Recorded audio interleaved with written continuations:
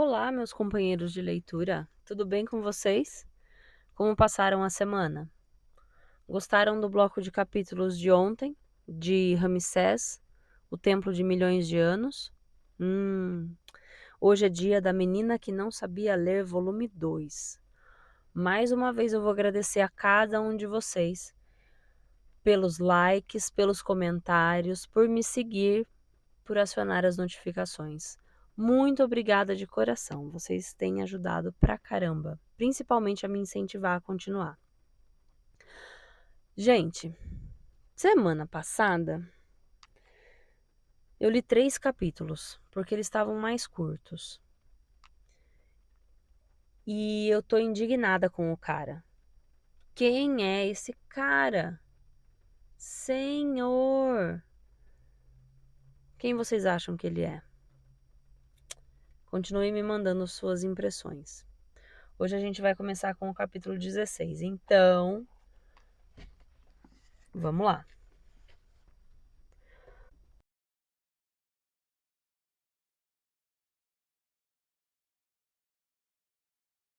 Das pacientes. Cerca de 1 hora antes do início do jantar, consegui escapar e fui para o corredor dos fundos. Caminhei até o pé da escada e fiquei tentado a subir sozinho, em vez de esperar por O'Reilly. Mas pensei melhor e decidi que não era uma boa ideia. O que faria ao chegar ao terceiro andar? Eu não sabia para onde ir, nem onde estava escondida aquela mulher. Além disso, O'Reilly viria atrás de mim, e se me encontrasse, eu não teria uma explicação convincente para estar ali. Examinei o corredor e vi uma porta a pouca distância de onde me encontrava. Decidi ir até lá. A porta abriu assim que virei a maçaneta. O quarto estava muito escuro, pois não havia janela alguma. Pela fresta de luz que entrava do corredor, pude ver que era uma espécie de depósito, com prateleiras cobrindo 2 das paredes, todas vazias. Havia muito pó ali, o que indicava que não estava sendo usado. Fechei a porta, deixando uma abertura de poucos centímetros para poder ver o corredor e a escada. Tudo o que precisava fazer agora era esperar que o jantar fosse servido e torcer para que O'Reilly desse sua escapada como fizera na noite anterior. A espera foi tensa. Depois de meia hora escondido naquele lugar, ouvi vozes femininas que vinham pelo corredor em minha direção. Afastei-me da abertura e prendi a respiração, rezando para que elas não reparassem na fresta da porta. Eram 2 atendentes, tão absortas em sua conversa sobre uma saída para ir a um baile que não notaram a porta entreaberta ou não deram importância a ela, e passaram direto. Soltei a respiração aliviado e continuei com minha vigília. Nada aconteceu. Durante um tempo que me pareceu uma eternidade. Já estava começando a ficar cansado de esperar em pé e cogitava severamente em sentar naquele piso empoeirado, sentindo-me um verdadeiro idiota em uma missão sem sentido, quando ouvi passos rápidos pelo corredor. Não precisei olhar para saber que eram de O'Reilly. Segurei a respiração de novo. Os passos foram ficando cada vez mais próximos e então pararam. Imaginei que O'Reilly tivesse chegado ao pé da escada. Houve um longo silêncio e então ouvi um rangido que eu sabia ser do primeiro degrau da escada. Depois disso, mais silêncio. Eu podia ouvir meu coração batendo. Teria ela subido a escada ou ainda estaria lá embaixo? Não tinha como saber.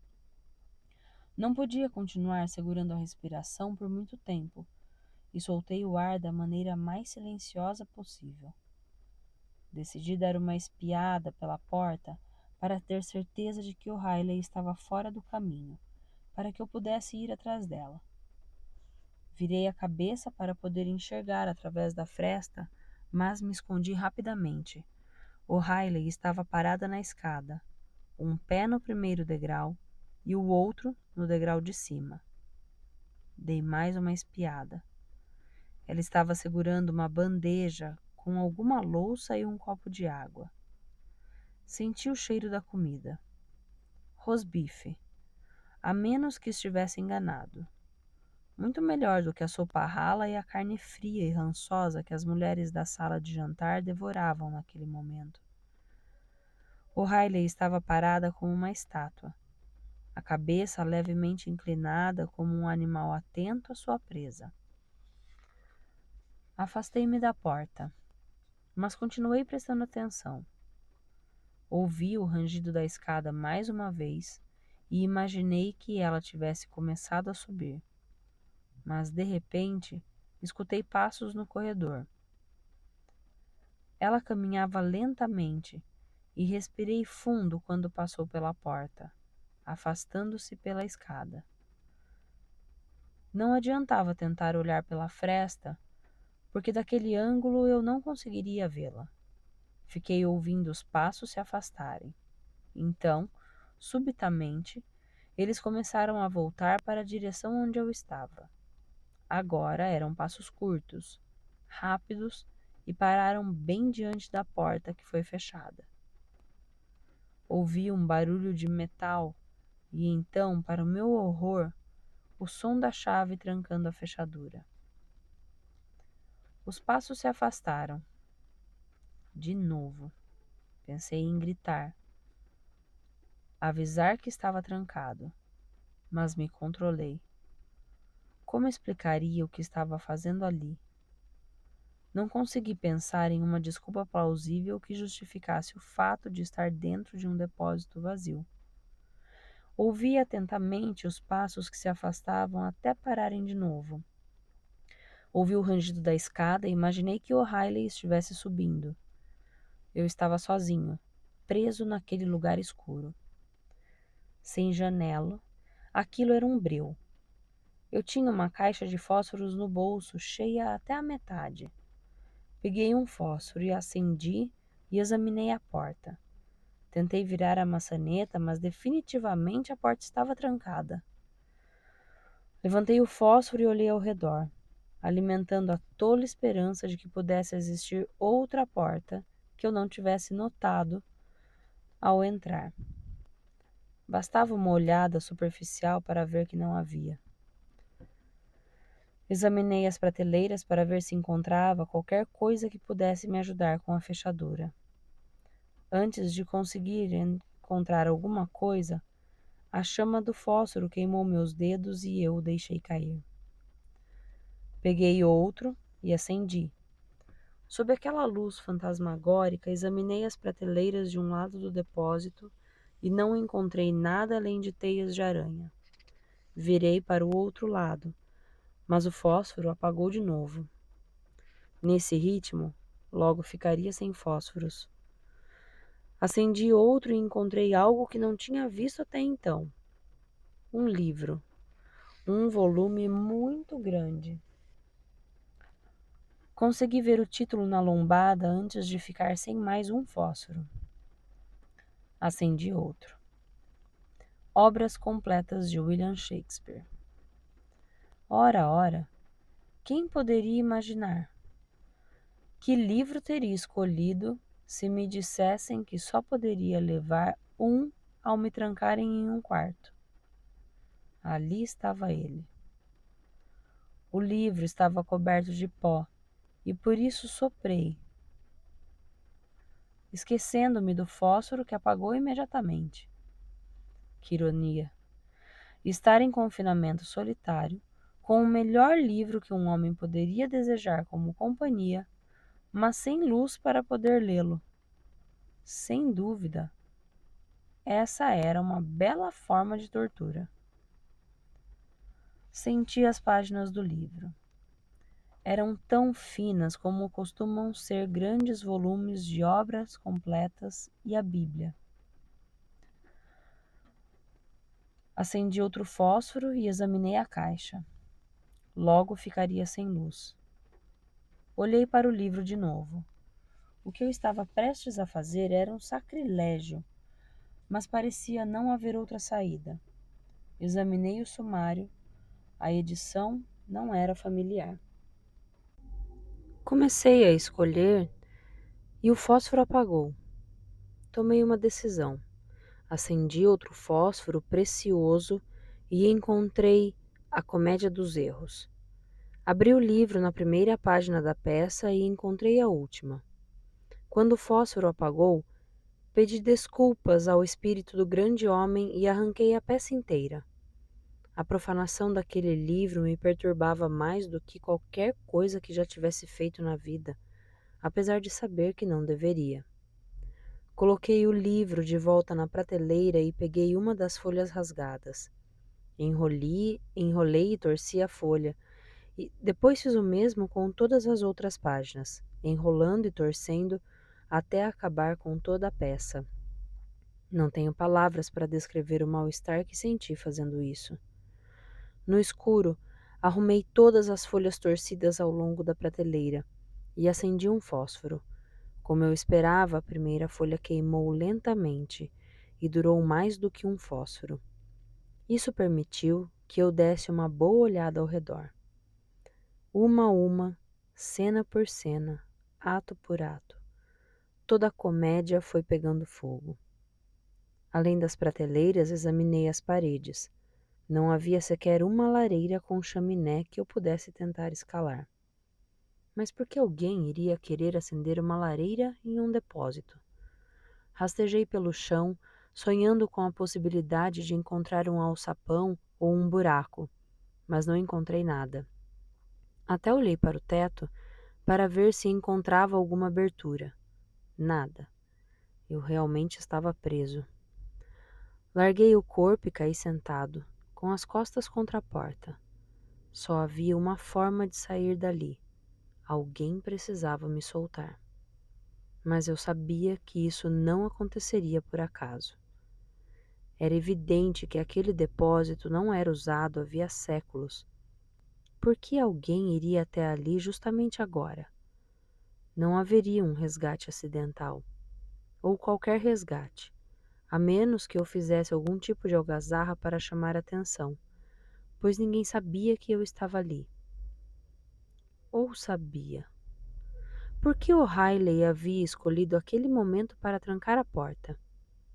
Teria percebido que estava ligeiramente aberta quando o normal seria estar fechada, e ao fechá-la pensou que o melhor seria trancá-la de uma vez? Isso era bem possível. O'Reilly tinha aquela eficiência perfeccionista. Era uma das coisas que, por eu ser exatamente o oposto, desleixado e despreocupado, mais me irritavam. Ou teria ela sentido a minha presença? Teria ficado atenta à possibilidade de eu estar no depósito pelo fato de ter me encontrado no corredor no dia anterior, quando eu não tinha motivo algum para estar ali? Não havia como saber. Eu não tinha ideia de como agir. Se não fizesse nada, ficaria ali até morrer de fome. Mesmo que ficasse tempo suficiente para que sentissem minha falta e iniciassem uma busca, seria pouco provável que pensassem em me procurar ali.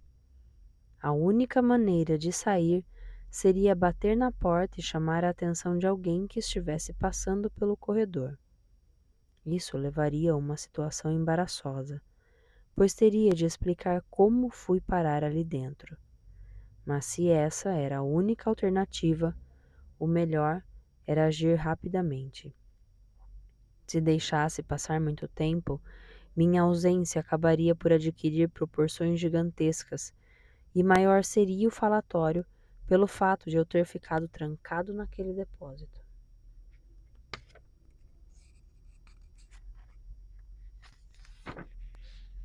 Resolvi que precisava pensar em tudo antes de tomar a decisão inevitável. Precisava encontrar uma desculpa plausível para explicar minha situação. Sentei de novo no chão e coloquei a cabeça entre as mãos. Podia sentir o sangue latejando nas têmporas. Se ao menos O'Reilly estivesse comigo ali dentro, pensei, eu lhe mostraria que havia feito um inimigo muito perigoso. Então, inexplicavelmente, adormeci. Só Deus sabe por quanto tempo cochilei. Acordei no escuro, sem saber onde estava, em pânico. Pensei que estivesse no galinheiro onde meu tio costumava me trancar para me castigar quando não estava com tempo para bater em mim com o cinto. Coloquei as mãos no chão e não entendi por que não estava coberto com a espessa camada formada pelo excremento seco das galinhas. O cheiro fazia minhas narinas arderem. Sentia as penas das galinhas na boca, no fundo da garganta, me fazendo engasgar, me sufocando. Não conseguia respirar. O fedor era forte demais. Comecei a gritar. Fiquei em pé e me apoiei na parede titubeante. Encontrei uma porta. Procurei a maçaneta e virei. A porta se abriu. Eu estava livre. Ao ver a luz do corredor, recuperei os sentidos e percebi onde estava. Teria gritado realmente? Não tinha certeza, mas era bem possível. Prestei atenção. Não havia barulho nenhum do lado de fora. Espiei pela fresta da porta e olhei nas duas direções. Não havia ninguém. Saí rapidamente e fechei a porta atrás de mim. Não tinha ideia das horas, mas imaginei que estivesse atrasado para o jantar com Morgan. Atravessei o corredor apressadamente e então me lembrei de como o lugar estava empoeirado. Olhei para mim mesmo. Meu paletó e minhas calças estavam cobertos de pó. Sob a luz mortiça do corredor, eu devia estar parecendo um fantasma. Comecei a bater nas calças para tirar o pó. Tirei o paletó e sacudi com força. Eu não tinha nenhuma explicação para o fato de estar tão sujo. O ar ao meu redor ficou cheio de pó e comecei a espirrar. Demorei alguns minutos até conseguir parar de espirrar e deixar minhas roupas minimamente decentes. Endireitei-me, fechei os botões do paletó e corri até o corredor da frente. Ia com tanta pressa que quase bati de frente com o Riley e outra atendente. Ela sorriu maliciosamente. Ah, aí está o senhor, Dr. Shepard. O Dr. Morgan mandou que o procurassem por toda parte. Está muito atrasado para o jantar. Por onde andou? Limitei-me a olhar para ela. Nós dois sabíamos por onde eu tinha andado. Não tinha certeza se ela havia me trancado deliberadamente no depósito, pois não estava certo de que ela soubesse que eu estava lá dentro. Mas agora me parecia evidente que ela sabia. Por que alguém destrancaria a porta sem olhar para dentro do depósito? O mistério estava em saber o motivo pelo qual havia me libertado. Por que não me humilhar diante de Morgan e de todo o hospital? Como poderia ter feito se esperasse até eu começar a gritar para que me deixassem sair? Bastou um olhar para que eu entendesse.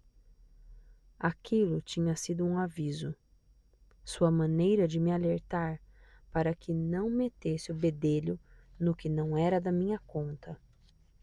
Mas ela não me conhecia, ou não sabia com quem estava se metendo. Desviei das duas mulheres e segui meu caminho. Mas o Riley me chamou. Dr. Shepard? Parei e me virei. Sim? Desculpe por falar, mas parece que suas calças estão cobertas de pó na parte de trás.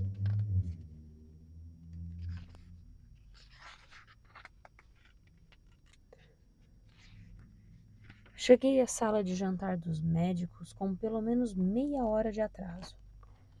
Morgan estava terminando o prato principal. Reparei que estava com um relógio aberto em cima da mesa, ao lado do prato. Aí está você, Shepard. 30 minutos de atraso? Por onde andou? Se a desculpa é esse negócio de tratamento moral envolvendo a garota, acho que terei de repensar minha autorização. Decidi que a melhor defesa era o ataque. Não, senhor. Não teve nada a ver com ela. Saí para um passeio e sentei embaixo de uma árvore e acho que cochilei. Não tenho dormido bem desde aquela noite em que encontrei aquela mulher colocando fogo em sua mesa. Sabia que aquele não era um assunto que Morgan gostaria de reviver. Ele evitou meu olhar e apontou para o prato com o garfo. Pedi à cozinha que mantivesse a sua comida aquecida. Hoje temos um prato especial, um dos meus favoritos. Você vai gostar. Assim que me sentei, fui servido. Olhei para o prato e soube imediatamente que não conseguiria comer. Era frango frito. Fim do capítulo 16. Capítulo 17. No dia seguinte, nevou. Estávamos em meados de novembro. Morgan e eu nos sentamos para tomar o café da manhã, observando os pesados flocos que começavam a cobrir os gramados diante da casa. Isso é o que você vai ver nos próximos meses. Acredita em mim. Será assim até fevereiro. É a mesma coisa todos os anos. Eu poderia dizer a ele que isso não me importava, que tudo que contribuísse para aumentar nosso isolamento era bem-vindo. Apesar de eu não ter um sobretudo, ocorreu-me que Shepard deveria ter um com ele, porque no dia do acidente não fazia calor, mas devia tê-lo tirado para a viagem, pois não fazia frio dentro dos vagões do trem. Ele provavelmente havia colocado o casaco no guarda-volumes, acima dos assentos. Eu não me culpei por ter esquecido o casaco ao pegar sua valise. Mal tivera tempo para trocar nossas roupas antes de começar a chegar gente ao local do acidente. Tive sorte de conseguir escapar a tempo. Mais tarde, naquela manhã, fui ao encontro de Jane e encontrei-a ajoelhada na poltrona, olhando para a neve que caía. Ela ouviu o som da porta se abrindo e virou-se para mim, cheia de entusiasmo. Veja, senhor, está nevando! Disse com uma alegria infantil. Sim, eu sei, respondi, retribuindo o sorriso. Ela voltou a olhar pela janela. O lago vai congelar. Poderemos patinar. Mas, Jane, disse eu suavemente, fazendo força para não provocar algum choque. Você não se lembra? Aqui não temos nenhum lago. Nenhum lago? Ela afundou na poltrona, a testa enrugada por causa da careta. Nenhum lago? Mas como poderemos patinar? Fez-se um silêncio terrível, de certa forma agravado pela estranha calmaria trazida pela neve. Ela começou a chorar. Eu me aproximei e coloquei o braço em torno de seus ombros. Ela escondeu o rosto em meu peito. Seu corpo frágil foi sacudido por grandes soluços. Ficamos assim por alguns minutos. Eu podia sentir seu coração bater contra o meu.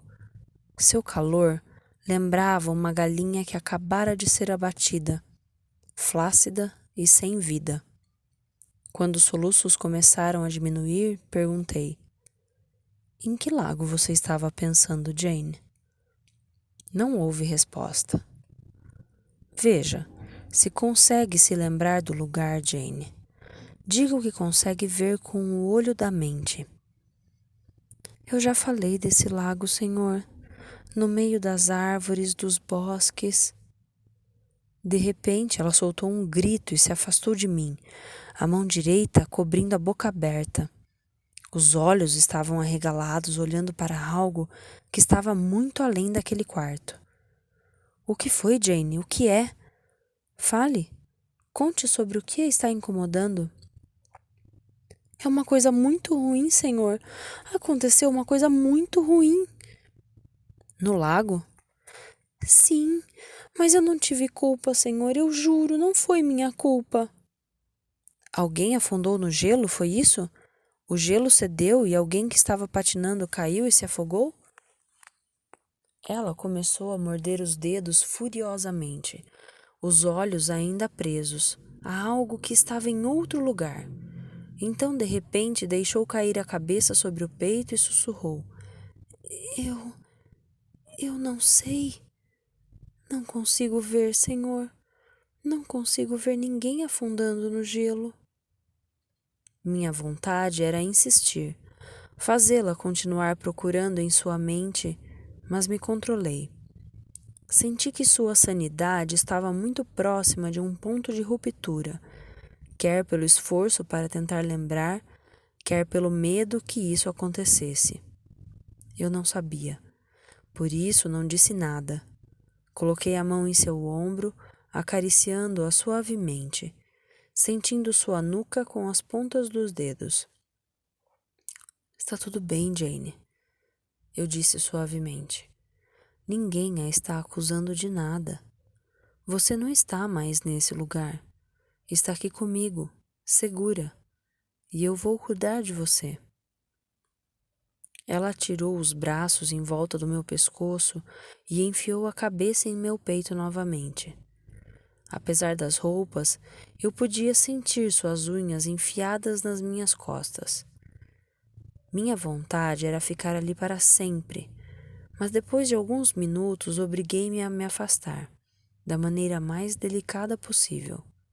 Eu tinha que fazer isso. Os velhos sentimentos estavam começando a vir à tona.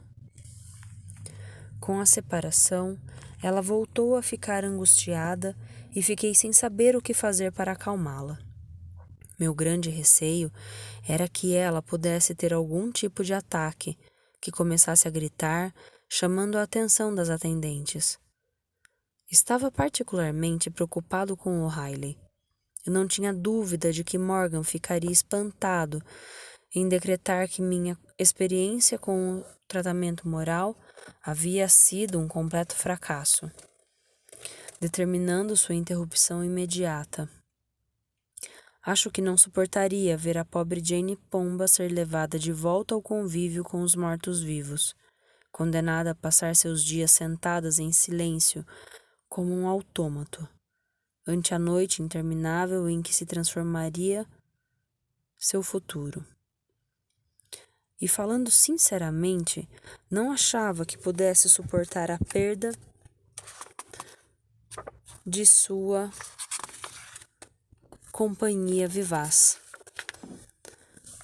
Ela era minha única amiga naquele lugar miserável, a única coisa que tornava possível suportar tudo aquilo.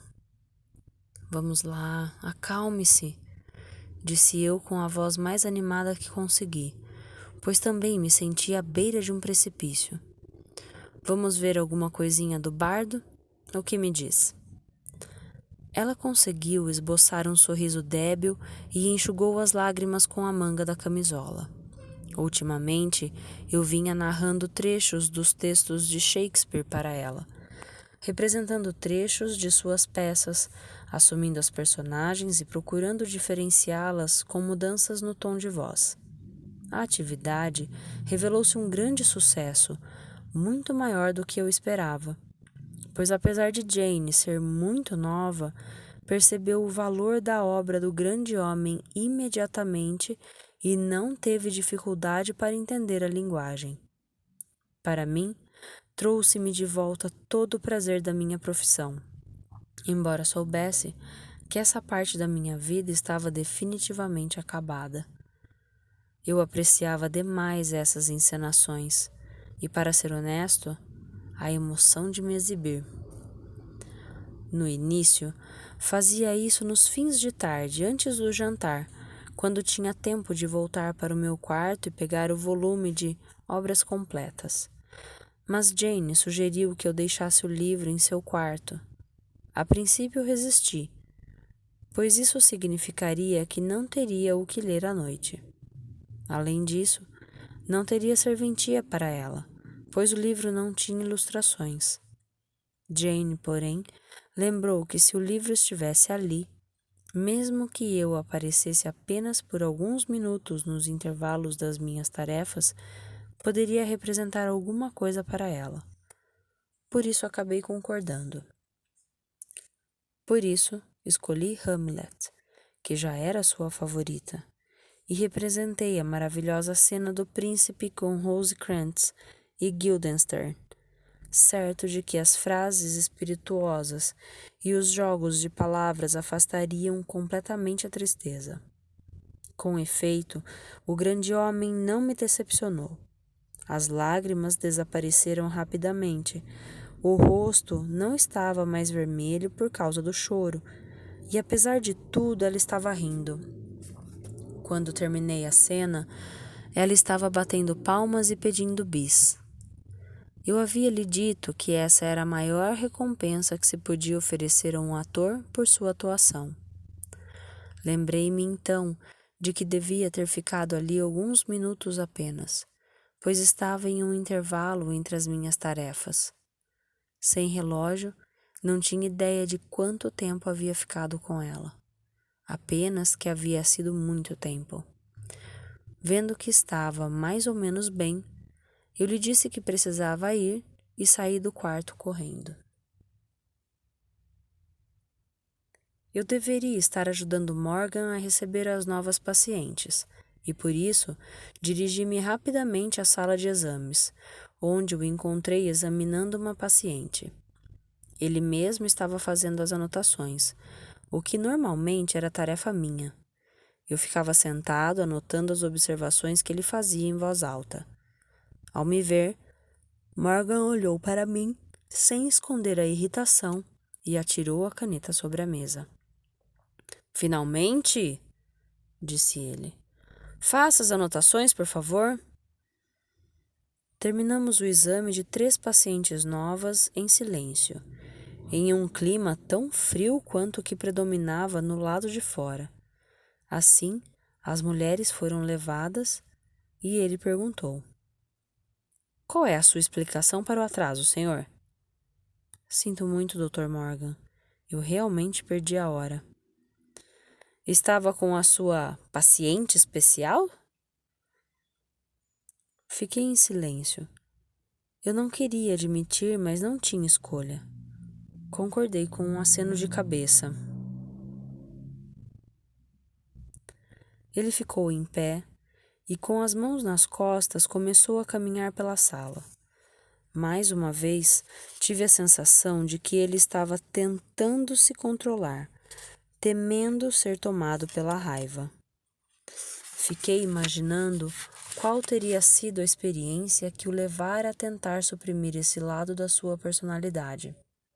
Seria a loucura que ele testemunhava diariamente o que o levava a resistir a qualquer impulso primitivo em sua própria natureza? Senti certa simpatia em relação a ele por causa disso. Eu sabia muito bem como era difícil controlar a fera que havia dentro de mim. Ele finalmente parou de andar e postou-se diante de mim, ergueu a cabeça e olhou-me diretamente nos olhos. Eu disse que faríamos essa experiência desde que não interferisse com suas obrigações. Eu sei, senhor, sinto muito. Não acontecerá novamente. Está certo quanto a isso, pois estou colocando um fim nisso tudo agora. Mas, senhor, creio que estou fazendo alguns progressos e seria injusto de sua parte terminar com tudo antes mesmo de fazer uma avaliação. Injusto? Ele arregalou os olhos. Acha que seria injusto? Acho que injusto é deixar que outro homem faça o trabalho para o qual está sendo pago. Não acha? Sim, senhor. Abaixei a cabeça humildemente. A experiência havia me ensinado que em situações como essa era melhor me humilhar do que tentar argumentar, pois isso só o deixava ainda mais irado. Ele voltou a andar depois de um tempo, parou diante da janela e ficou olhando para a neve, de costas para mim. Está certo. Você tem razão. Não vale a pena parar em um momento de aborrecimento. Antes vou avaliar seu progresso. Mas espero encontrar melhora significativa. Em primeiro lugar, A garota não pode ficar falando bobagens. Além disso, aqui ele se virou e me encarou de novo. Espero que ela consiga ler, mesmo que seja pouca coisa. Percebi um esboço de sorriso quando ele disse isso, como se seus olhos zombassem de mim. Senti um peso no coração. Talvez conseguisse ajudar Jane Pomba a controlar seu modo de falar diante dele, mas seria impossível convencê-la a tentar aprender a ler. E ainda que conseguisse, cumprir o objetivo no curtíssimo prazo que teríamos antes que ele a examinasse. Ele dificilmente permitiria que eu adiasse a avaliação por mais um mês. Muito bem, senhor. E quando deseja ver a garota? Não quero que interfira mais do que já tem interferido com o nosso horário de trabalho. E certamente não posso perder meu tempo com o que sei que é uma causa perdida. Vamos marcar no domingo. Que tal? Tentei não parecer muito cabisbaixo ao assentir com a cabeça. Estávamos na terça-feira. Fim do capítulo 17. Capítulo 18. Só consegui voltar a ver Jane Pomba no horário do exercício da tarde. Não era o melhor momento para uma conversa séria, principalmente porque eu sabia que o assunto não lhe agradaria. O inverno já havia anunciado que chegara de vez, razão pela qual estávamos os dois tremendo. Ela com seu vestido fino, coberta apenas por um xale de tricô, e eu sem um casaco. Tinha apenas um cachecol que Eva, tendo se apiedado de mim, havia me dado, e mais uma camiseta por baixo da camisa, pois o único item de vestuário que Shepard parecia ter em abundância era a roupa de baixo. Para nos mantermos aquecidos, caminhamos a passos largos pelos caminhos que os jardineiros haviam limpado mais cedo, tarefa que os mantinha inteiramente ocupados, pois não parava de nevar. Depois de falar algumas amenidades com minha paciente, sem prestar muita atenção ao que estava dizendo, muito menos ao que ela estava respondendo, parei repentinamente. Fiquei batendo os pés no chão e esfregando os braços para continuar aquecido, esforçando-me para manter o sangue circulando. Jane, precisamos conversar a respeito de algo muito sério. Ela endureceu a expressão do rosto. O que é, senhor? O senhor está indo embora deste lugar, não é? Eu sabia que isso iria acontecer. Cheguei a esboçar um sorriso. Não é nada disso. É claro, talvez eu tenha de ir embora um dia, mas por enquanto não. Eu espero. Desta vez foi ela quem sorriu. Aproveitei a deixa. Mas, a menos que você me ajude, na verdade, a menos que ajude a si mesma, pode acontecer exatamente isso que você está temendo que aconteça. Então, contei a ela sobre o ultimato de Morgan. Ela ficou bastante agitada, torcendo as pontas do xale com as mãos. Impossível, não posso. Sei que não é nada fácil, que o domingo está muito próximo, mas você é inteligente e perspicaz. Sei que vai conseguir ler o suficiente para acalmá-lo. Ela me olhou diretamente nos olhos. Não, senhor. O senhor não está entendendo. Quando digo impossível, não estou falando da minha capacidade, mas do que é permitido. Eu sou impermitida de aprender a ler. Quem disse? Quem proibiu? Quem quer que tenha sido, demonstra tão pouca consideração por você que a abandonou para apodrecer neste lugar. Ela pareceu ficar muito confusa. Eu não consigo lembrar quem foi, senhor. Quando tento pensar nisso, é como se uma névoa encobrisse minha cabeça. Não consigo ver nada. Só sei que Se me pegarem lendo, vou perder. O quê? O que é que você vai perder? Ela baixou a cabeça e começou a sussurrar tão baixinho que eu mal consegui ouvir. Tudo. Voltei a andar. Era a única maneira de conseguir controlar minha frustração. Apesar do frio congelante, senti o rosto arder. Estava andando tão depressa que ela precisou correr para me alcançar. Senhor, chamou ela. Espere um pouco. Tive uma ideia. Parei e disparei um olhar cheio de ressentimento. Muito bem. Eu não estava otimista. Suas faces estavam coradas. Sua respiração ofegante parecia condensar o ar frio. Vou fingir que sei ler. Isso vai dar certo. Vai fingir como? Como acha que conseguirá enganar um homem letrado como o Dr. Morgan? Ela revelou um olhar astuto, algo que eu nunca tinha visto antes. Senhor, sei fingir muito bem e acho que sei como posso fazer isso. Era uma ideia tão mirabolante que nem me dei ao trabalho de perguntar o que ela tinha em mente. Pelo contrário, tentei acabar com aquela conversa lembrando uma grande falha, para mim, absolutamente evidente daquele plano. Se fingir que está lendo, não será a mesma coisa que ler de verdade. Se algum parente seu que a proibiu de ler aparecer um dia por aqui, será informado de que você sabe ler.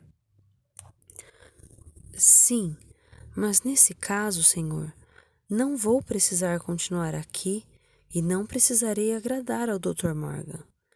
E o senhor poderá revelar nosso estratagema, que não sei ler, mas que planejamos tudo para evitar que me colocassem com aquelas pessoas loucas, porque eu não sou louca. Não pude evitar expor minha exasperação. Quantas pacientes tentavam me dizer que não eram loucas? E como é que você acha que podemos fazer isso? Diga. Ela sorriu e não pude deixar de notar o quanto era atraente, tão sedutora quanto muitas mulheres que eu conhecia. Vou aprender uma passagem de um livro, decorar e então falar olhando para a página do livro, como se estivesse lendo. O Dr. Morgan não vai desconfiar de nada porque não vai nem imaginar que alguém possa fazer isso. Vou aprender alguns trechos bem compridos. Tenho uma ótima memória, senhor. O senhor vai ver. Jane, disse eu, você não consegue se lembrar de quem é. Não consegue sequer lembrar seu próprio nome. Fez-se um longo silêncio. Florence, disse ela. O quê? Está me dizendo que esse é seu nome? Que você sabia o tempo todo? Ela baixou a cabeça e ficou olhando para os próprios pés, evitando o meu olhar. Acabei de me lembrar. Quando o senhor disse que eu não conseguiria lembrar, apareceu na minha cabeça. Ela ergueu os olhos e me encarou desafiadoramente. Sustentei seu olhar e mais uma vez tive a sensação de que ela estava mentindo, mas não tive coragem de contradizê-la. Está certo, Florence. Isso é de fato um avanço. Quando eu contar a Morgan, ele terá de admitir que estou fazendo progressos com você. Isso ajudará a nossa causa. Ela se virou e voltou a caminhar lentamente, observando o caminho que ia sendo aberto pela neve enquanto conversávamos. Eu prefiro que não diga nada sobre o nome. Não tenho certeza se é assim mesmo que me chamo. Talvez tenha aparecido na minha cabeça apenas porque gosto desse nome. Inspirei profundamente para controlar a impaciência. Mas você não percebe que esse é justamente o tipo de munição de que estamos precisando? Ela parou e disparou um olhar frio, mais gelado do que a neve. Se contar a alguém, vou negar que disse. Está certo. Que continue na sua cabeça. Não posso fazer nada por você. Terá de aceitar seu destino. Dizendo isso, saí caminhando furiosamente, irritado com ela. Durante o percurso até o hospital, não pude deixar de pensar o quanto ela era idiota e ingrata, depois de tudo que eu havia feito para ajudá-la. Como podia jogar fora sua chance de recuperação por causa de um segredo estúpido que se sentia obrigada a manter? Mais tarde, no entanto, sozinho em meu quarto, antes do jantar, já de cabeça fria, comecei a pensar que ela talvez tivesse razão. Talvez pudéssemos enganar Morgan. Adorei aquela audaciosa ambiguidade, a esperteza do estratagema para enganá-lo. Ao deixar o quarto, senti o coração batendo acelerado em meu peito. Movido pelo entusiasmo, fui correndo até o quarto de Jane. O que me surpreendeu foi a sensação de que ela parecia estar me esperando. Fez toda uma cena para parecer humilde e arrependida depois de ter se mostrado tão arrogante, mas não voltou atrás. Agi como se nada tivesse acontecido e fingi que não havia sido cruel com ela. Estive pensando no que você disse, sobre fingir que sabe ler. Como pretende se preparar? Bom, senhor, vamos pegar esse livro, Grandes Esperanças, e o senhor vai ler o primeiro capítulo para mim, um pouco de cada vez. Vou repetir o que o senhor disser, e vamos fazer isso até eu conseguir dizer tudo sozinha, sem sua ajuda. Vamos por partes, com pedaços que eu consiga decorar, até decorar o texto suficientemente para enganar o Dr. Morgan. Bom, muito bom. Mas e se ele não ficar convencido? E se ele escolher outra parte do livro? Já pensei nessa possibilidade. Por isso vou quebrar a lombada do livro. Depois de ler a parte inicial, se ele quiser mais, fecharei o livro e o entregarei a ele. Quando ele abrir, vai cair na página certa. Não sei se gosto disso. E se isso não acontecer? Então, senhor, ao pegar o livro das mãos dele, vou me virar para a janela como se precisasse de mais luz e deixo o livro abrir na página sem que ele perceba. Ele não vai notar que a página é diferente. Fiquei olhando para ela longamente. Então, senhor, o que acha? Acho que você é muito astuta e atrevida. Ah, senhor, disse ela inclinando a cabeça. Considero isso um grande elogio vindo do senhor. Só mais tarde, após o jantar, quando eu estava sozinho e me lembrei daquelas palavras, é que me perguntei o que ela queria dizer exatamente com aquele comentário. Depois disso, nos entregamos ao plano com vontade, trabalhando o primeiro capítulo de Grandes Esperanças e uma passagem do livro em que Pip conheceu Herbert Pocket, em Londres, e aprende a se comportar como um cavalheiro. Ela riu muito desse trecho quando li pela primeira vez. Quebramos a lombada do livro neste lugar. Ela aprendia muito depressa. Fizemos como havia sugerido. Eu li uma frase ou uma parte de cada vez, e ela, sentada ao meu lado, repetia como se fosse um papagaio até saber dizer o texto de cor.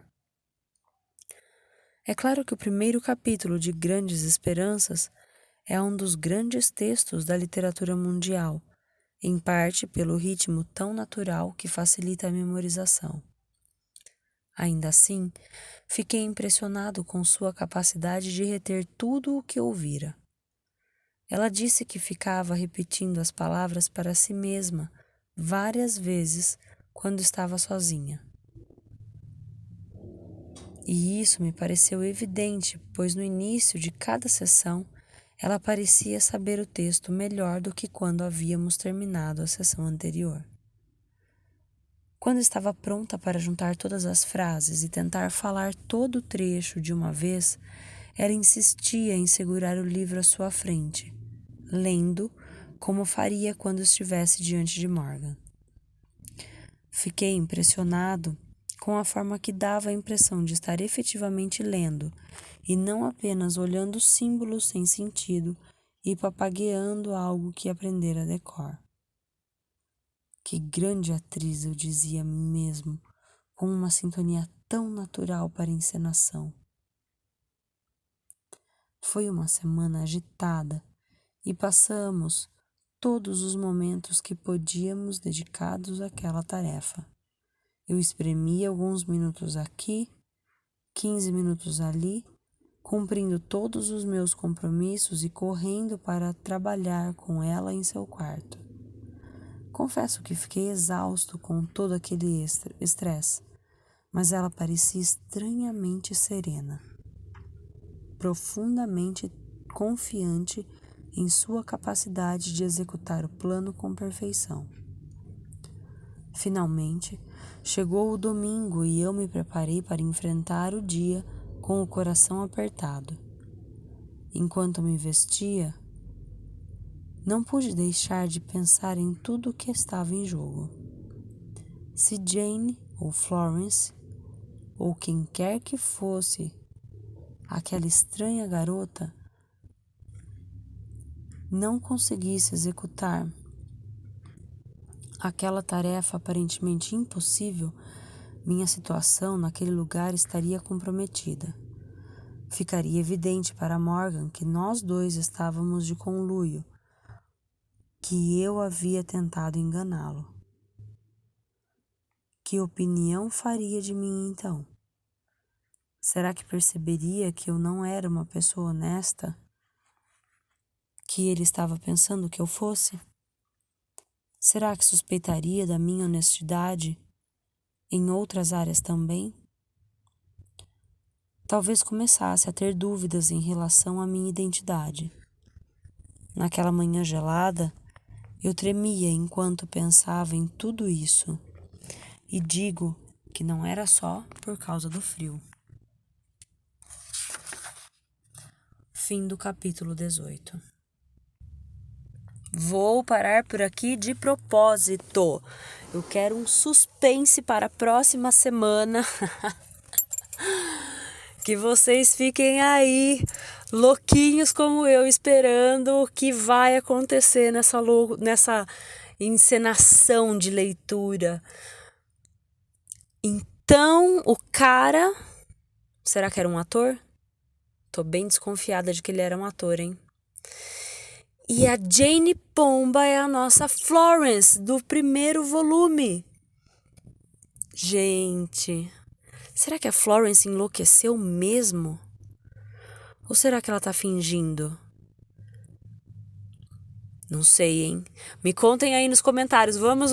Eu quero comentários. Muitos comentários. Gente, muito obrigada por me acompanharem até aqui. Eu tô muito animada com essa leitura. Mais um bloco de capítulos de A Menina que Não Sabia Ler, volume 2. E a gente vai para um final de semana e uma semana muito boa, muito maravilhosa.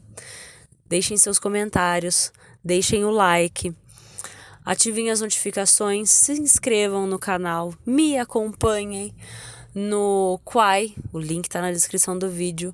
Muito obrigada mais uma vez por estarem aqui, prestigiando essa leitura. E tchau!